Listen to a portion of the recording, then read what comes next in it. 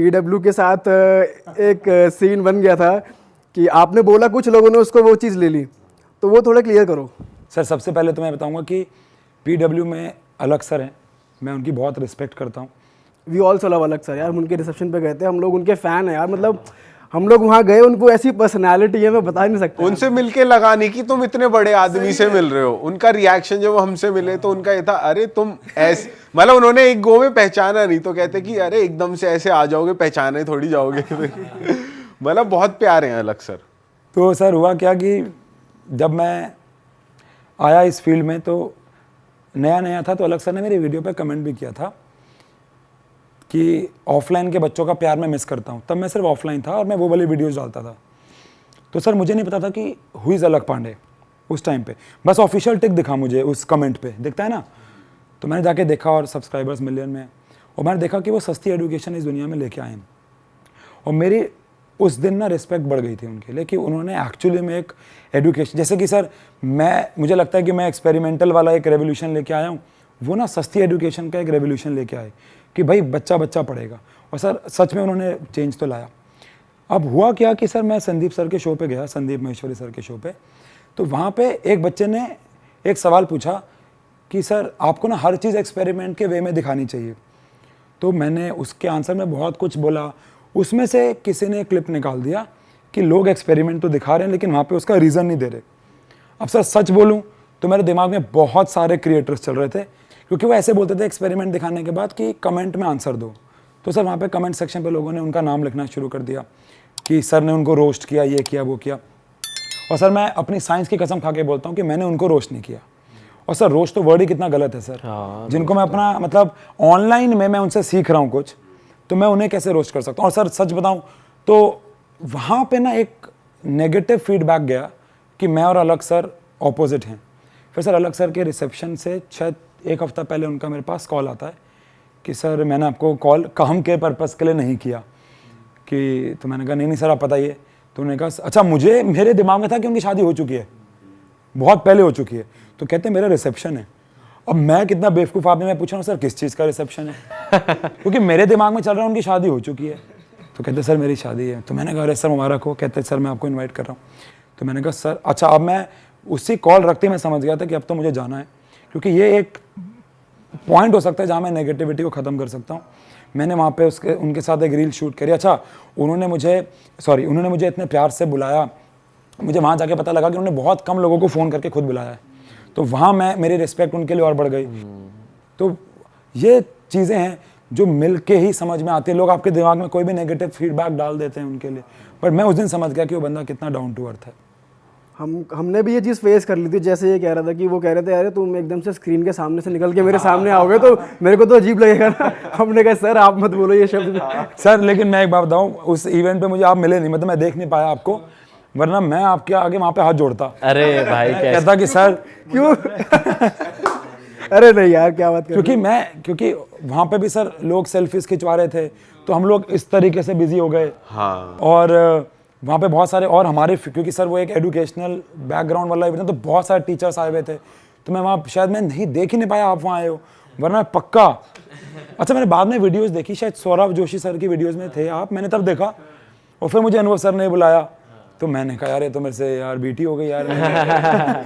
अच्छा भाई education sector की बात करते हैं थोड़ी सी। आप पढ़ाते तो हो ही, और एक बहुत ज़्यादा रेलेवेंट सवाल आता है हम सबके मन में कि यार जो स्कूल में सिखाया जाता था वो आज तो कहीं काम ही नहीं आ रहा हमें, और आप जो पढ़ा रहे हो वो तरीका तो आपने इनोवेट करा ही, साथ ही साथ क्या आपको सच में जेन्युइनली लगता है कि अभी जो हमारा करिकुलम है वो इतना अच्छा नहीं है जो पढ़ाया जा रहा है? और इसी के साथ मैं एक और क्वेश्चन ऐड करूँगा, जो अभी चेंजेस हुए हैं, जो यूपी में चेंजेस आए हैं पढ़ाई में कि मुगल हिस्ट्री, मुगल चैप्टर्स हटाए जा रहे हैं, बिल्कुल। और नई चीज़ें लाए जा रहे हैं, उसके बारे में आपका क्या टेक है?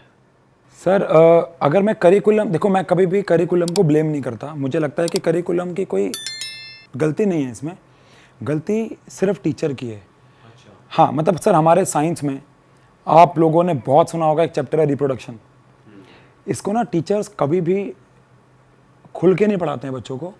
उनको लगता है यार बच्चा ना मजाक में लेगा, और बच्चे वेट करते हैं कि खुल के ये वाला चैप्टर का पढ़ाया जाए। अच्छा उस भाई वो एक तो है कि यही चाहिए बच्चों की, ये वाला तो खुल के पढ़ाओ। अरे वो ना है भी 8th या 9th क्लास का चैप्टर है और वो एज वो भी हर ऐसी है। क्लास में, हर क्लास में है वो बायो में, जब तक बायो पढ़ाई जाती है। हाँ, और वो optional एज भी ऐसी है, बच्चा ना मजाक बनाएगा कि हम भी उस स्टेज से निकले हैं, हमको भी पता है, हम भी थोड़ा उसको फन वे में लेते हैं। तो ये टीचर की जॉब है कि बच्चे मजाक में ना ले। सर मैं आपको इसके ऊपर बहुत अच्छी बात बताता हूँ। सर मैं क्लास के अंदर ना कॉन्डम्स लेके जाता हूँ, क्योंकि मुझे देखो अब पता नहीं, एक बार मैंने जब ये पहली बार किया था ना, तो मेरे पास ना एक पेरेंट आए, उन्होंने कहा कि आप बच्चों को क्या दिखा रहे हो ये। तो मैंने कहा कि सर आपको सर मेरी बात की हिम्मत की दाद देनी होगी, वो फीमेल हैं। तो मैंने पूछा कि आप लोग यूज़ नहीं करते इसको? तो मैंने कहा आपने कहाँ से सीखा? तो वो ना उसका आंसर नहीं दे पाए, वो घबरा गए। मैंने कहा बस ये घबराहट नहीं होनी चाहिए किसी के दिमाग में।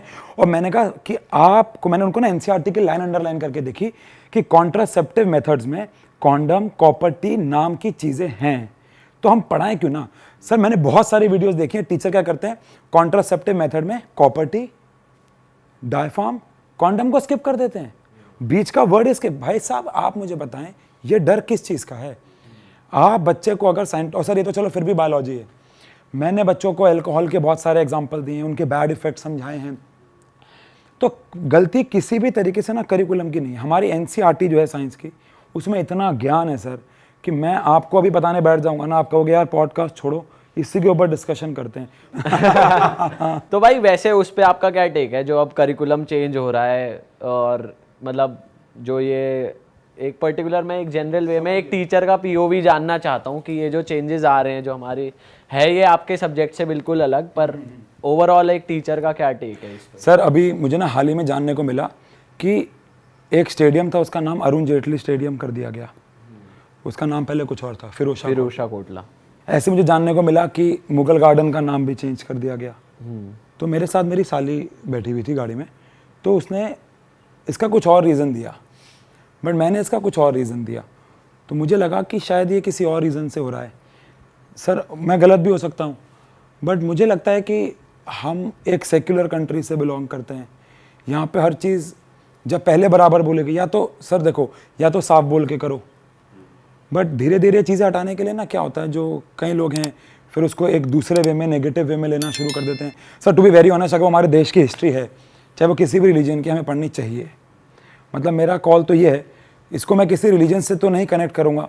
सर मुझे अभी कल पता लगा कि हम लोग चंगेज़ खान को बहुत बुरा मानते थे, क्योंकि उसने बहुत बुरा किया लोगों के साथ, नरसंहार किया, लोगों को मारा। मैं कल किसी के साथ ना अशोका होटल में बैठा हुआ था, मीटिंग चल रही थी। सर रात को मैं 3 बजे घर आया था, तो उन्होंने मुझे ना एक चीज़ पढ़वाई, जहाँ उन्होंने बताया कि उनसे ज़्यादा लार्ज स्केल पे लोगों को अशोका जी ने मारा था, और बाद में उन्होंने बुद्ध जी के जाके शरण में ले लिया ना, तो उनके वो सारे पाप धुल गए। तो सर मुझे ऐसा लगता है, अब ये हिस्ट्री आपको नहीं पता थी, मुझे नहीं पता थी, ये मुझे कल पता लगी। तो मुझे लगता है कि ये सारी चीज़ें बच्चों को पता होनी चाहिए, इर्रिस्पेक्टिव कि वो किस रिलीजन की हैं। तो मैं इसके मतलब मैं वैसे कौन ही होता हूँ, बट हाँ मुझे लगता है गलत है। हमें हमारे देश की हर एक हिस्टोरिकल चीज़ को हमें पढ़ाया जाना चाहिए, चाहे वो किसी भी रिलीजन की हो।